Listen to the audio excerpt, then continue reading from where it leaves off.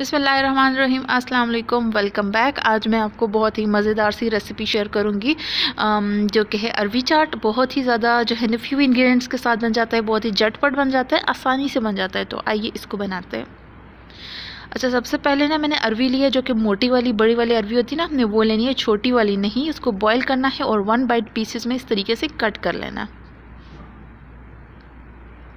ये देख सकते हैं आप, मैंने सारी की सारी अरवी जो थी उसको 1 बाइट पीसेस में कट कर लिया है। और अब जो है ना अरवी को हमने बाउल में शिफ्ट कर दिया।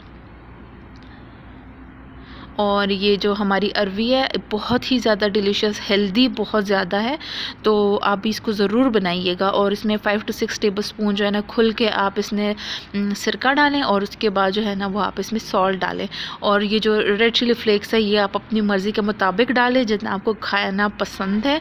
मैंने बहुत कम यूज़ की है और इसको अच्छा सा मिक्स दे दिया है। जो बाद में खाएगा वो अपने लिए ऊपर से और शामिल कर सकता है। तो ये आप देख सकते हैं कि मैंने इसको डिश आउट किया है और ऊपर से मैंने और चिली फ्लेक्स डाल दिए हैं, क्योंकि मुझे स्पाइसी चाहिए।